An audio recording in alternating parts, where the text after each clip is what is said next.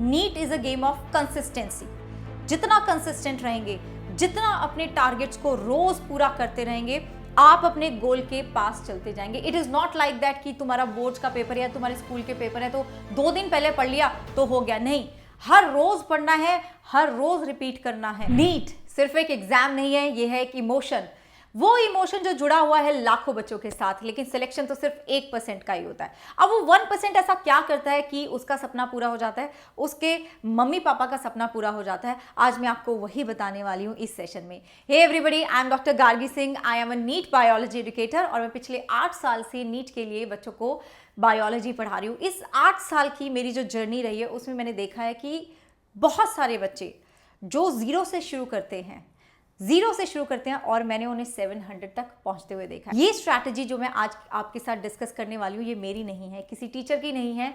ये स्ट्रैटेजी है उन बच्चों की जिन्होंने कर दिखाया है, जिन्होंने जीरो से, yes I am stressing it again and again, कि जिन्होंने जीरो से 700 प्लस तक पहुंच पाए हैं। अभी आपके पास कुल मिला के कुछ 9 महीने बचे हैं। अगर आप यही बात मुझसे 2 महीने बाद पूछेंगे, 3 महीने बाद पूछेंगे, तो बच्चे मेरा आंसर होगा नहीं, अभी 700 plus is not possible. But right now you still have time. आपके पास अभी भी टाइम है। आप अगर अच्छे से प्लानिंग करें, आपकी स्ट्रैटेजी एंड प्लानिंग अच्छी है, तो आप अभी भी 700 प्लस बिल्कुल पा सकते हैं। कोई आपको नहीं रोक सकता। बट उसके लिए एंड तक सेशन को देखना, क्योंकि this is going to be one of a guide session and बहुत ही इंपॉर्टेंट है यार। बहुत इंपॉर्टेंट चीजें मैं आपको बताने वाली हूँ, इसको फॉलो करिएगा and I can guarantee you आप अपने ड्रीम मेडिकल कॉलेज तक पहुंचेंगे। Yes, before we get started, welcome to my channel and I would love to have you here. तो चैनल को जरूर सब्सक्राइब करिएगा एंड ऑल्सो मेरे टेलीग्राम को भी ज्वाइन करिएगा, जिसका मैंने लिंक डिस्क्रिप्शन बॉक्स में दे दिया। मैं उसको चैट में भी पिन कर दूंगी, क्योंकि यहाँ पे आपको मिल रहा है फ्री नीट मटेरियल। यहाँ पे आपको PDF मिलेंगे, क्वेश्चंस मिलेंगे, क्विज भी हो रही है मेरे टेलीग्राम पे। तो this Telegram is going to be the life line for your NEET preparation. मेरा यूट्यूब पर अनअकैडमी टॉपर्स चैनल पर एक फ्री डिटेल्ड कोर्स भी चल रहा है। आप वहां पर भी आके मुझे ज्वाइन कर सकते हैं और आपको करना चाहिए, because I provide the best content. Link आपको डिस्क्रिप्शन बॉक्स में मिल जाएगा। टेलीग्राम को जरूर ज्वाइन करिएगा आज ही। Okay, and let's get started. देखो, सबसे पहली बात जो बहुत ही इंपॉर्टेंट है, चाहे आप नीट के एग्जाम को क्रैक करने की बात कर रहे हो या कोई और एग्जाम भी हो, आपको उसका सिलेबस पता होना चाहिए। तो अभी एक तो जो चीज़ है डिबेटेबल सी कि मैं नई NCERT फॉलो करूं या फिर पुरानी, आई वुड सजेस्ट कि आप पुरानी ही फॉलो करिएगा। आपका नोटिफिकेशन आएगा जाके जनवरी में या फिर फेब में, हम तब तक वेट नहीं कर सकते कि क्या होने वाला है। सो हम इंश्योर करेंगे कि हम कोई रिस्क ना ले, तो पहले ही हम सारा का सारा सिलेबस कर ले। और आपका सिलेबस कब तक खत्म हो जाना चाहिए? दिसंबर तक। मेक श्योर चाहे आप ऑफलाइन पढ़ रहे हो चाहे आप ऑनलाइन पढ़ रहे हो, आपका सिलेबस दिसंबर तक खत्म होना चाहिए, या ज़्यादा से ज़्यादा मिड ऑफ जनवरी, क्योंकि उसके बाद जो टाइम बचेगा उसमें आपको करनी है फास्ट ट्रैक रिवीजन। उसमें आपको फास्ट ट्रैक रिवीजन करनी है।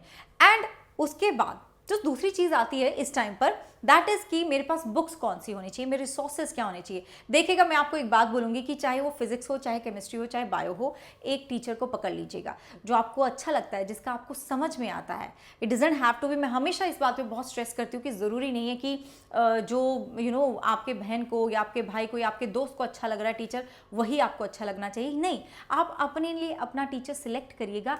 आजकल तो इतने सारे टीचर्स हैं, तो कोई ना कोई किसी ना किसी के साथ आपकी वाइब, आपकी फ्रीक्वेंसी मैच करेगी ही करेगी। नाउ अब रिसोर्सेज में बता रही हूँ, बुक्स में बता रही हूँ, which is very very important.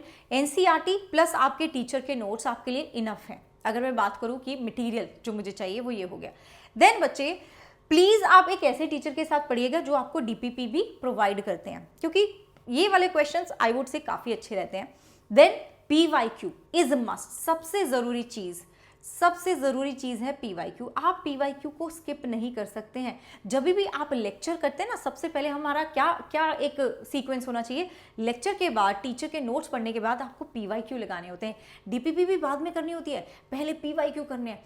अब PYQ या DPP प्रैक्टिस कुछ भी हो रही है, उसको आप करेंगे टाइमर के साथ, OMR शीट के साथ। अब दूसरी जो सवाल आता है वो ये आता है कि PYQ के लिए हमारी जो बुक है वो कौन सी होनी चाहिए। मेरे पास एक बहुत अच्छा सजेशन है, एक बहुत अच्छा रिकमेंडेशन है, दैट इज एड्यूकार्ट की ये किताब।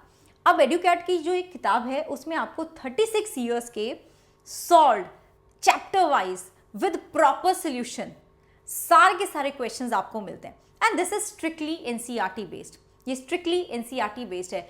The thing that I loved about this book is कि जो आपके क्वेश्चंस है ना, क्वेश्चंस दिए हुए हैं, टॉपिक वाइज भी हैं, चैप्टर वाइज भी हैं, फिजिक्स केमिस्ट्री बायो तीनों के लिए। अब सबसे अच्छी बात यह कि डिटेल एक्सप्लेनेशन है, उसके साथ साथ बच्चे यहाँ पे आपको एनसीईआरटी की लाइन भी टैग करी हुई है। देखो जैसे कि ये एनसीईआरटी की, ये देखिएगा रिलेटेड थियोरी दी हुई है, आपको पता चलेगा जब आप इसको पढ़ेंगे और एनसीईआरटी पढ़ेंगे देन यू विल नो कि अच्छा ये वाली जो लाइन थी उसमें से ये क्वेश्चन बना था। तो इससे क्या होता है ना कि आप जब लाइन पढ़ रहे हैं एनसीईआरटी की, आप खुद सोच रहे हैं उस चीज को कि यस यहाँ से ये क्वेश्चन बना था, यहाँ से इस तरह के क्वेश्चन आ सकते हैं। So this is a very good thing जो मैंने इसी किताब में देखी है। दूसरी चीज जो मुझे बहुत अच्छी लगी वो ये थी कि यहाँ पे आपको उन टॉपिक्स के निमोनिक्स भी दिए हुए हैं जो कि याद करने में जिनको थोड़ी तकलीफ होती है, जैसे कि यहाँ पे भी दिया हुआ है, right. And one more thing which is very very unique to the book is that कि आपको बताया गया है कि इस वाले पैराग्राफ से किस तरह का क्वेश्चन फ्रेम करा जा सकता है, तो आपको इसको किस तरीके से पढ़ना है। तो ये जो क्वेश्चन पॉइंट्स है ना, ये इसीलिए बने हैं। सो आई वुड से कि this is the best book for your PYQs। अब एक बहुत ही बढ़िया बात बच्चे, मैंने एक लिंक ना कमेंट्स में पिन कर दिया है तुम्हारे लिए, जहां पे आपको जब आप क्लिक करेंगे तो आपको 25% ऑफ मिलेगा 2 दिन के लिए, याद रखना, और फ्री डिलीवरी भी मिल रही है। तो सिर्फ इसी लिंक से जो मेरे बच्चे हैं उनको मिलेगा 25% ऑफ 2 दिन के लिए with free delivery. This is really a very very good investment for your future, for your preparation. इस किताब को फिजिक्स केमिस्ट्री बायो तीनों का एक पैकेज आता है, आपको उसको ले लीजिएगा। I can assure you this is the best book which is there for PYQs। ये बहुत ही अच्छी किताब है, बहुत अच्छी किताब है, तो ये तो आपको ले लेनी चाहिए। Now the next thing is कि बोलते हैं कि अगर आपने प्लानिंग नहीं करी है then you are planning to fail. The same thing is there here बच्चों, कि हम टाइम टेबल तो शायद हर एक बच्चा बना ही लेता होगा, या कुछ बच्चे ऐसे भी होंगे जो नहीं बनाते। तो पहली बात तो यह है कि टाइम टेबल बनाना है, लेकिन आपका टाइम टेबल अनरियलिस्टिक नहीं होना चाहिए। It has to be realistic, it has to be flexible. ऐसा नहीं होना चाहिए कि तुमने जोश में आके 16 घंटे का टाइम टेबल बना दिया या 12 घंटे का टाइम टेबल बना दिया, बट आपकी कैपेसिटी उतनी नहीं है। तो आपको अपने अकॉर्डिंग टाइम टेबल बनाना है, अपने फ्रेंड के अकॉर्डिंग नहीं बनाना है, अपने सीनियर के अकॉर्डिंग नहीं बनाना है, या फिर अपने टीचर के अकॉर्डिंग नहीं बनाना है। बच्चे, to be very very honest, nobody can tell you, nobody can make your time table for you. मैं सिर्फ आपको आइडिया दे सकती हूँ कि हाँ आप ऐसे ऐसे कर लीजिए, लेकिन आप अपना टाइम टेबल खुद ही बनाएंगे। You know your self best. आपसे ज़्यादा अच्छा आपको कोई नहीं जानता, आपको पता है आप किस टाइम पे ज़्यादा एक्टिव रहते हैं। तो make use of that knowledge और अपना एक टाइम टेबल बनाइए। And very important thing is कि आपका टाइम टेबल टास्क बेस्ड होना चाहिए, टाइम बेस्ड नहीं होना चाहिए। देखिए, NEET is a game of consistency.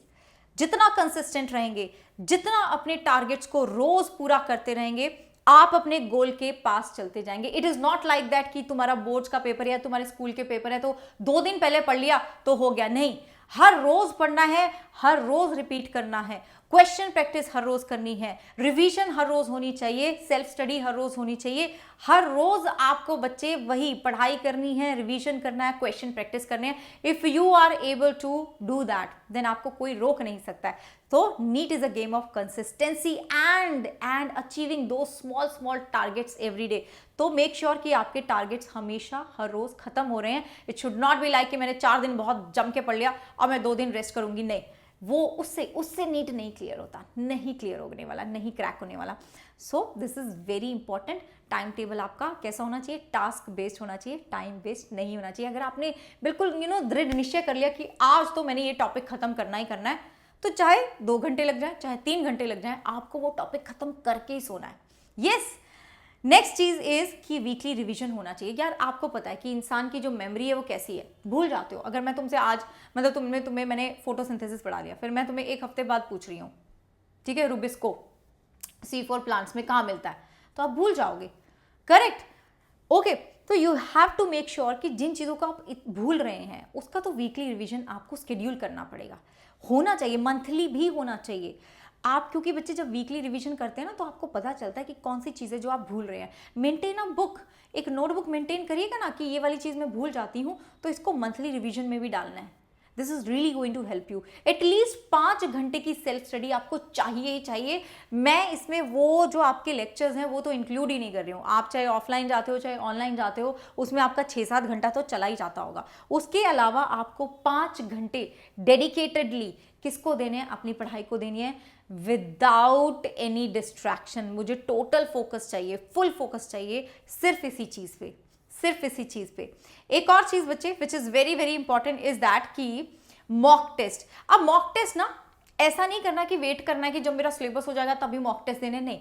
आपको अभी से महीने में 2 मॉक टेस्ट तो देने ही चाहिए। जितना आपने सिलेबस कर लिया, लाइक 2 हफ्ते के बाद अपना मॉक टेस्ट आप रखिएगा। जहां पर भी आप पढ़ रहे हो उनको बोलिएगा कि 2 हफ्ते के बाद हमारा मॉक टेस्ट रखिएगा। इससे क्या होगा कि आप शुरू से ही तैयार रहेंगे कि जब आप एग्जाम हॉल में बैठेंगे किस तरह का माहौल होता है, आप बच्चे उस चीज़ में अडेप्ट हो जाएंगे। ठीक यार, जितना तुम प्रैक्टिस करते हो ना चीज़ों की, जब वो चीज़ हो रही है तो आपको उतना ज़्यादा डर नहीं लगता। आई जस्ट वॉन्ट कि आप एग्जाम हॉल में जब बैठे हो ना तो आपके सोचने समझने की शक्ति, ठीक है, you are physically comfortable there, mentally you are there in that space, जो आपको हेल्प करेगा आपके क्वेश्चंस बनाने में, राइट तो ये बड़ा इंपॉर्टेंट है यार। मॉक टेस्ट तो शुरू से ही देने हैं। यस, जब आपका सिलेबस 70 या 80% पूरा हो जाए तो फुल लेंथ मॉक टेस्ट देने शुरू कर देने हैं। मतलब पूरे सिलेबस के, फुल सिलेबस के मॉक टेस्ट देने शुरू कर देने हैं। एक मिस्टेक नोटबुक बनानी है, अपने मॉक टेस्ट का एनालिसिस करना है शुरू से ही कि मैं कौन से जो पॉइंट्स हैं या कौन से जो टॉपिक्स हैं जिसमें मैं गलती कर रही हूँ उसको लिखते रहो, क्योंकि बच्चे वही पॉइंट्स हैं जो आपकी बाद में भी गलती होने वाली है। कुछ नया नहीं आएगा, इसी में से गलती करोगे तुम, तो उसको बार बार दोहराओ। और एक बड़ी इंपॉर्टेंट चीज़ है जो कि हम सब भूल जाते हैं, जब हम किसी चीज़ के पीछे लग जाते हैं ना तो हम ये भूल जाते हैं। Even this happens with me also कि हम अपनी मेंटल और फिजिकल हेल्थ का ध्यान नहीं रखते। तो आज हम प्रॉमिस करते हैं कि मैं और तुम दोनों अपनी मेंटल और फिजिकल हेल्थ का भी ध्यान रखेंगे। काम तो ठीक है, तुम्हारे लिए पढ़ाई है बड़ी इंपॉर्टेंट, और मेरे लिए तुम्हारी लर्निंग बेटर करवाना, तुम्हारे लिए ऑसम कंटेंट बनाना मेरी रिस्पॉन्सिबिलिटी है। तो उसमें मैं भी भूल जाती हूँ कि मुझे भी अपनी मेंटल और फिजिकल हेल्थ का ध्यान रखना है। तो आज हम एक प्रॉमिस करके जाएंगे कि इसको हम सबसे ऊपर रखने वाले हैं। तो this is very very important यार। और 7 घंटे की स्लीप इज़ मस्ट, वो तो लेनी है। हाँ, अगर आप 6 घंटे में भी काम चला पा रहे हैं तो ठीक है, बट मैं बोलूँगी 6 से 7 घंटे प्लीज़ सोना ज़रूर है। एंड वो सोना ऐसा है कि बिल्कुल चिल करके सोना है, कुछ नहीं सोचना है। You are going to do amazing thing, आप बहुत अमेजिंग करने वाले हो बच्चे, तो टेंशन नहीं लेनी है। And last but not the least, मैं हमेशा तुम्हें बोलती हूँ कि देखो ये जो नीट का जर्नी होता है ना, इसमें उतार चढ़ाव आएंगे। आपको बहुत बार ऐसा बीच में लगेगा कि एवरीथिंग इज गोइंग फाइन, बहुत सही जा रहा है, मेरा तो सिलेक्शन होगा ही होगा। लेकिन बच्चे there will be some times जहां आपको लगेगा कि नहीं, मुझसे नहीं होगा, मुझसे तो बिल्कुल ही नहीं होगा, छोड़ देती हूँ। उस टाइम पे आपको सिर्फ एक बात सोचनी कि why did I start at the first place, मैंने क्यों शुरू करा था। ये मेरा ड्रीम था, मेरे पेरेंट्स का ड्रीम था। I really want that white coat, I really want that doctor अपने नाम के आगे मैं सच में लगाना चाहती हूँ। मैं सच में अपने देश की सेवा करना चाहती हूँ। मैं सच में अपने देश का जो हेल्थ केयर फैसिलिटी है उसको इम्प्रूव करना चाहती हूँ। देन आप बच्चे नहीं छोड़ सकते हो, बीच में उतार चढ़ाव आएंगे, बीच में ऐसा लगेगा, मैं सच बोल रही हूँ, मैं डरा नहीं रही हूँ तुम्हें, I am preparing you guys for this thing. ऐसा होगा, लेकिन अपने मन में एक चीज़ ठान लेना कि उस टाइम पे जो गिरा वो आगे नहीं बढ़ेगा। आप गिरोगे लेकिन बच्चे फिर से उठना है, गिरोगे फिर से उठना है। तो इस गिर के उठने की जर्नी ही तुम्हें लास्ट में तुम्हारे ड्रीम मेडिकल कॉलेज तक लेके जाने वाली है। ये मेरा प्रॉमिस है तुमसे। Be confident that you are going to do it. मुझे पूरा भरोसा है कि आप बच्चे जो मन में आपने ठान लिया आप वो करके रहेंगे, तो आपको भी उतना ही भरोसा होना चाहिए अपने ऊपर। So that was it, and I really hope, I always put my heart and soul in my videos, और मैं दिल से बोलती हूँ। और आई रियली होप आपको ये वीडियो अच्छा लगा हो तो प्लीज़ प्लीज़ प्लीज़ लाइक करना, वीडियो को शेयर करना, कमेंट में ज़रूर बताना कि मैम चाहे कुछ भी हो जाए, #NoMatterWhat, I will keep on fighting. मैं नहीं रुकूंगी, मैं नहीं झुकूंगी, मैं चलती जाऊंगी चाहे कुछ भी हो जाए, right. And do subscribe to the channel, और मैं तुम्हें मिलूंगी next time. And till then take care, bye bye. और मेंटल एंड फिजिकल हेल्थ का ज़रूर ध्यान रखना है। बाय बच्चों, टेक केयर।